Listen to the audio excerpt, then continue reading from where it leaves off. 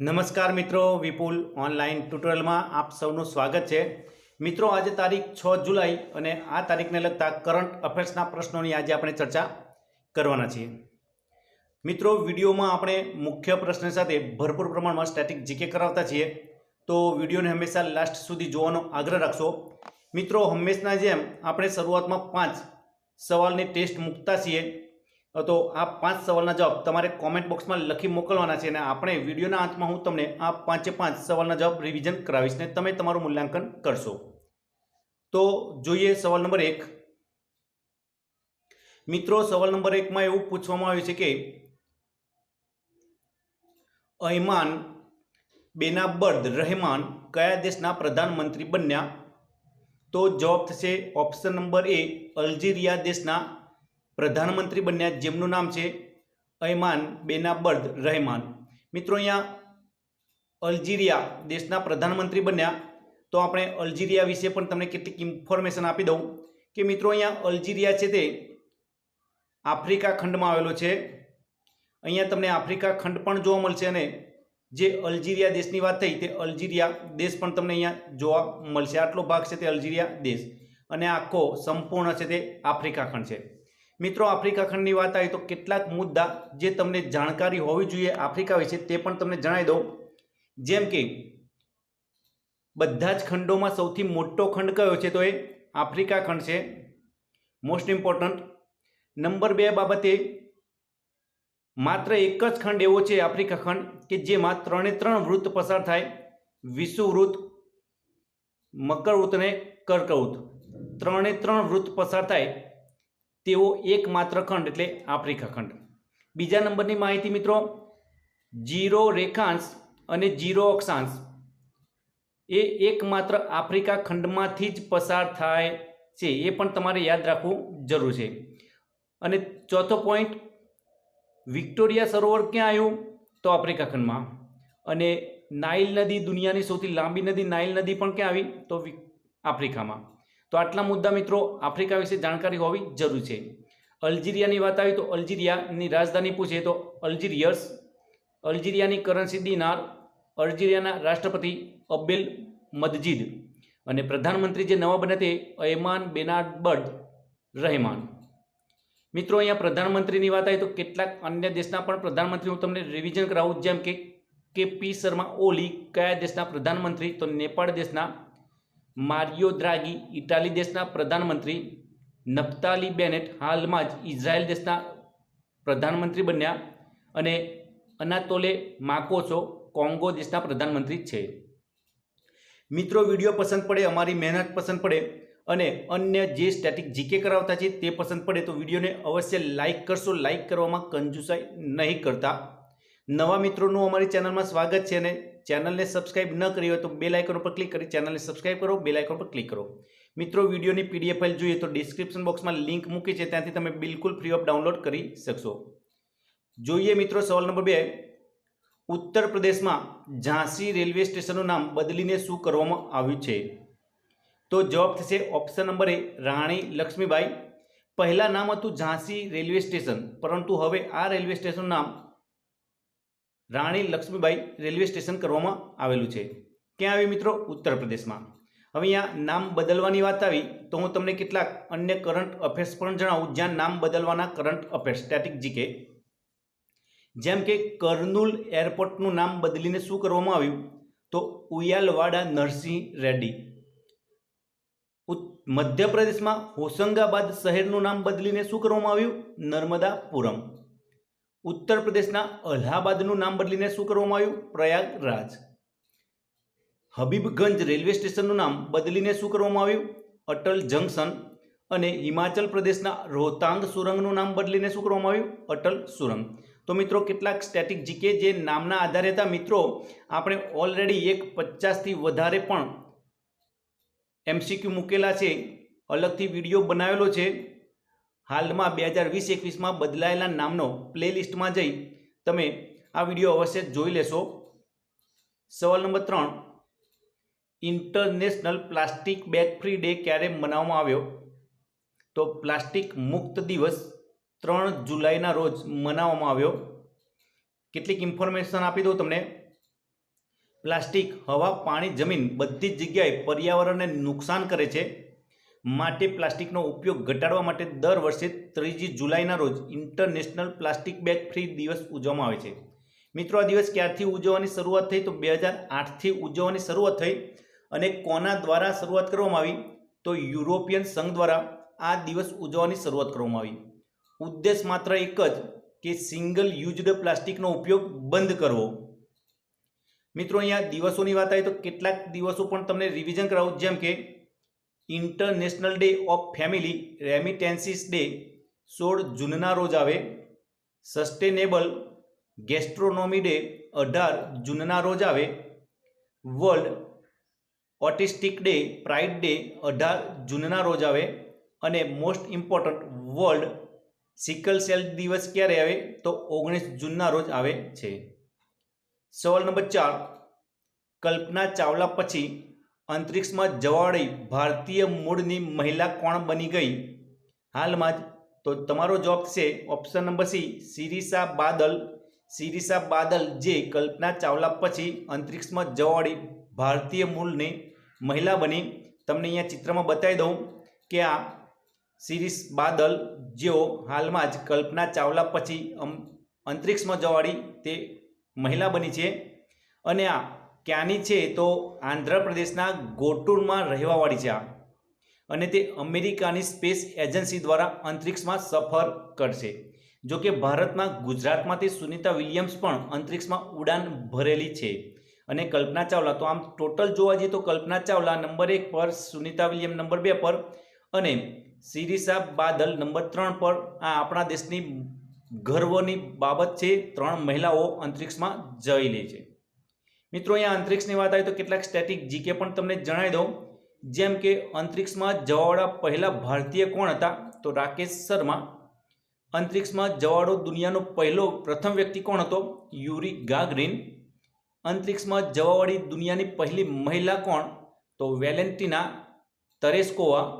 અને અંતરિક્ષમાં જવાવાળી પ્રથમ ભારતીય મહિલા કોણ? તો કલ્પના ચાવલા. અને મોસ્ટ ઇમ્પોર્ટન્ટ સ્ટેટિક જીકે જણાવું કે અંતરિક્ષમાં લગ્ન કરવાવાળી પ્રથમ વ્યક્તિ કોણ? તો યુરી માલેનચેકો. સવાલ નંબર 5 તરફ આગળ વધીએ. સવાલ નંબર 5, કયા રાજ્યના મુખ્યમંત્રી તીરથસિંહ રાવતે રાજીનામું આપ્યું?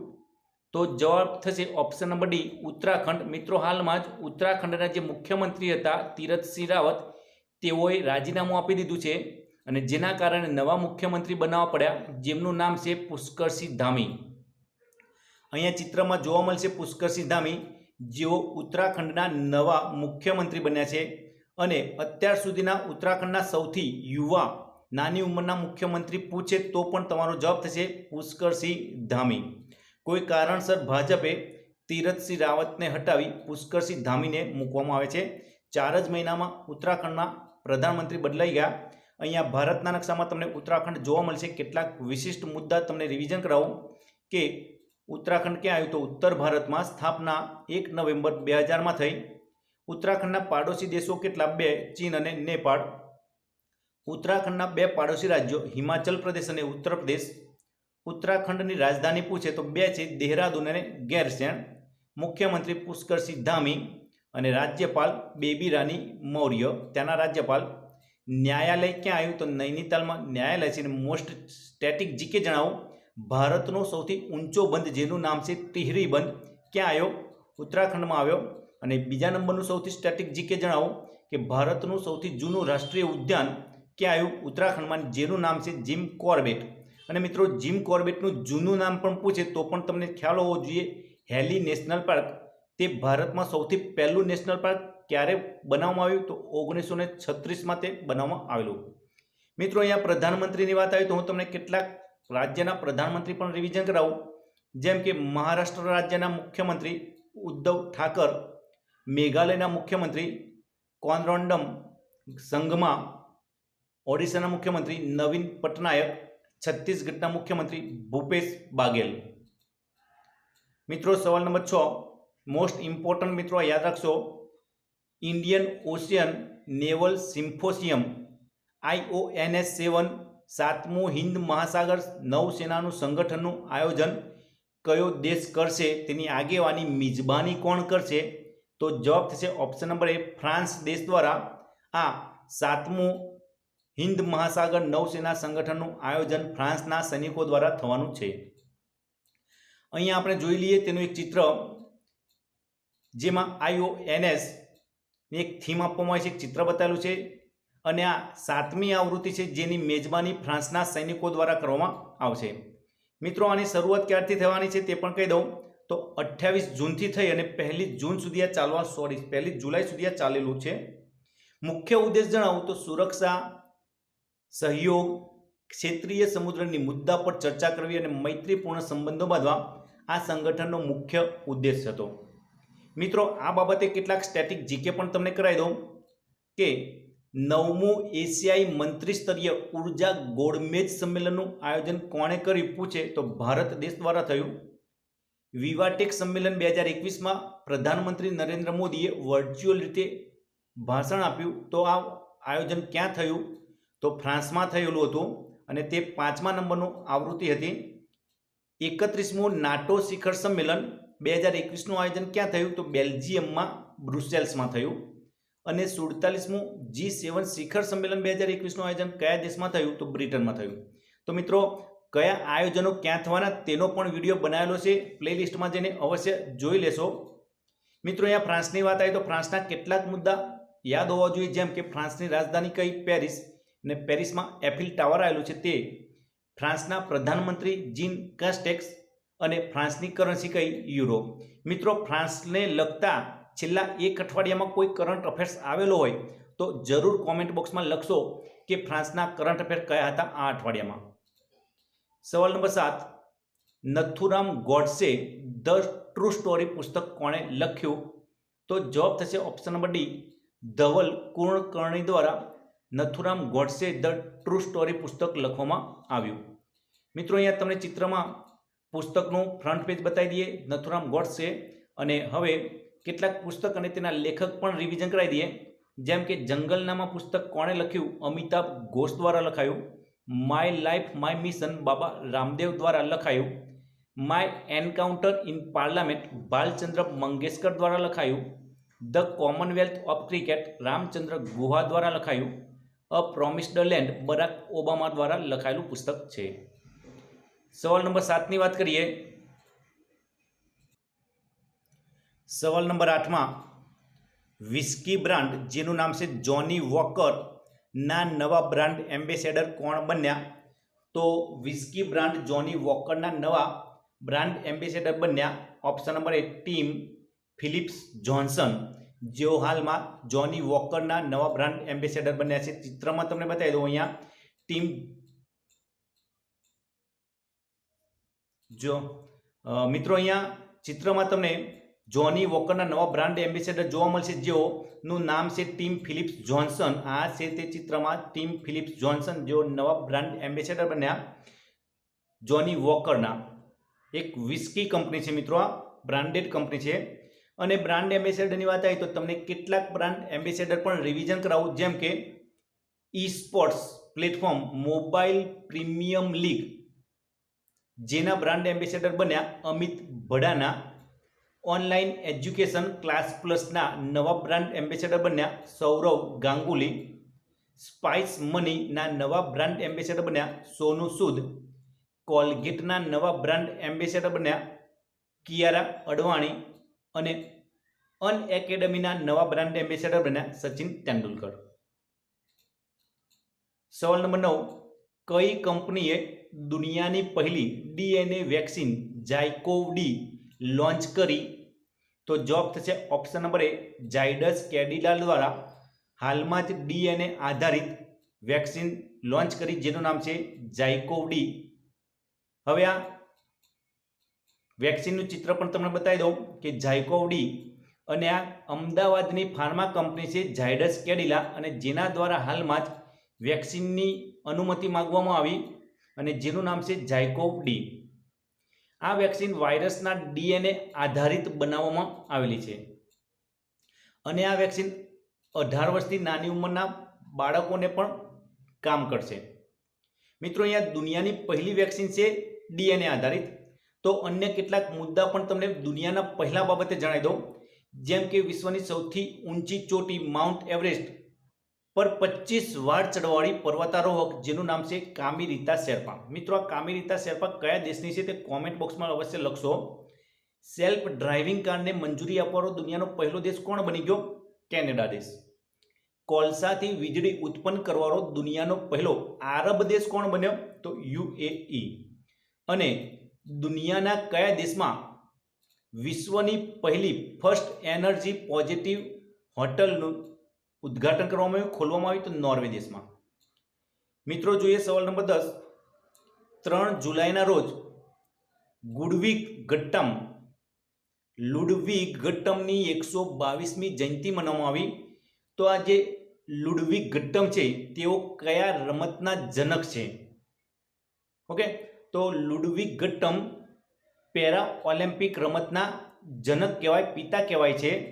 તો આ જે લુડવિગ ગટ્ટમ પેરા ઓલિમ્પિકના જનક છે. તો કેટલીક ઇમ્પોર્ટન્ટ માહિતી પણ તમને જણાવી દઉં કે લુડવિગ ગટ્ટમનો જન્મ જર્મનીમાં થયો હતો અને 3 જુલાઈ 1899માં થયો હતો. અને તેઓના યાદમાં આપણે પેરા ઓલિમ્પિકનું આયોજન કરતા છીએ વિશ્વમાં. મિત્રો, ઓલિમ્પિકની સાથે સાથે જેવી ઓલિમ્પિક પૂરી થાય તરત જ તે જ જગ્યા પર પેરા ઓલિમ્પિક યોજાતી હોય છે. તો પેરા ઓલિમ્પિકની શરૂઆત ક્યારેથી પૂછે તો 1960માં થઈ. અને મોસ્ટ ઇમ્પોર્ટન્ટ તમને જણાવું કે પેરા ઓલિમ્પિકમાં ભારતને સૌથી પહેલો મેડલ ક્યારે મળ્યો? કોના દ્વારા? તો દીપિકા મલિક દ્વારા. કયો મેડલ મળ્યો? તો સિલ્વર મેડલ મળ્યો. કઈ રમતમાં? ગોળા ફેંકમાં. અને 2016માં રિયો ડી જાનેરામાં. અને પેરા ઓલિમ્પિકમાં પ્રથમ ગોલ્ડ મેડલ ક્યારે મળ્યો? કોના દ્વારા? તો મરિયપ્પાન થાગવેલ્લુ દ્વારા. કઈ રમતમાં? હાઈ જમ્પમાં. 2016માં સમર ઓલિમ્પિક રિયો ડી જાનેરોમાં. મિત્રો, ઓલિમ્પિકની વાત આવી તો હાલમાં જ થોડા જ દિવસો પહેલાં ગુજરાતની 6 મહિલા ખેલાડીઓ ઓલિમ્પિક માટે ક્વોલિફાય થઈ. પરંતુ અહીંયા પેરા ઓલિમ્પિકની વાત ચાલે તો પારુલ પરમાર પેરા બેડમિન્ટન માટે ક્વોલિફાય થઈ. Bhavina Patel para table tennis માટે ક્વોલિફાય થઈ. Sonal Patel para table tennis માટે ક્વોલિફાય થઈ. મિત્રો, કુલ 6 મહિલા ખેલાડીઓથી 3 મહિલા ખેલાડીઓના નામ મેં જણાવી દીધા. બાકીના 3 મહિલા ખેલાડીઓના નામ તમે કોમેન્ટ બોક્સમાં લખશો. મિત્રો, આ હતા આજના આપણા કરંટ અફેર્સના પ્રશ્નો. અને એક સવાલ તમારા માટે, કઈ રાજ્ય સરકારે હાલમાં જ સોલ્ટ કાર્યક્રમ શરૂ કર્યો? ALLL. આંધ્રપ્રદેશ, મધ્યપ્રદેશ, ઉત્તર પ્રદેશ, ઝારખંડ. મિત્રો, આ સવાલનો જવાબ કોમેન્ટ બોક્સમાં લખી મોકલશો. અને જે મિત્રોને આ સવાલનો જવાબ ખબર નથી તો ગઈકાલનો વિડીયો જોઈ લેશો તો તમને આ સવાલનો જવાબ મળી જશે. મિત્રો, શરૂઆતમાં આપણે 5 પ્રશ્નોની ટેસ્ટ ગોઠવી હતી, તેના પણ જવાબ હું તમને રિવિઝન કરાવી દઉં. મિત્રો, અહીંયા સવાલ નંબર 1ની વાત કરીએ. નીચેનામાંથી કઈ નદી ભારતમાં જ ઉત્પન્ન થાય છે અને ભારતમાં જ સમાઈ જાય છે? તો જવાબ થશે ચંબલ. સવાલ નંબર 2, નીચેનામાંથી કઈ નદીને દક્ષિણની ગંગા કહેવામાં આવે? તો ગોદાવરીને દક્ષિણની ગંગા કહેવામાં આવે. સવાલ નંબર 3, મધ્ય ભારતમાં ઇન્દિરા સાગર બંધ કઈ નદી પર આવેલો છે? તો જવાબ થશે નર્મદા નદી પર. સવાલ નંબર 4, કર્ણાટકમાં આવેલો કૃષ્ણ સાગર બંધ કઈ નદી પર આવેલો છે? તો જવાબ થશે કાવેરી. અને નીચેનામાંથી કઈ નદીમાં ડોલ્ફિન જોવા મળે છે? તો જવાબ થશે ગંગામાં ડોલ્ફિન જોવા મળે. ગંગા ડોલ્ફિન આપણું ભારતીય જળચર રાષ્ટ્રીય પ્રાણી છે. મિત્રો, તમને કેટલા જવાબ સાચા પડ્યા કોમેન્ટ બોક્સમાં અવશ્ય લખી મોકલશો.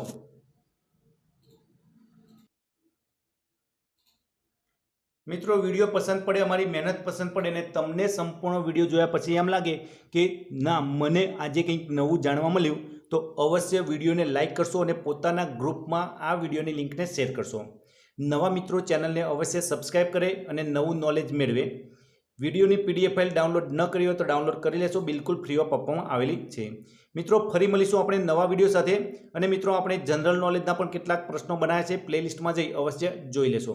ફરી મળીશું આવતીકાલે નવા વિડીયો સાથે. Thank you.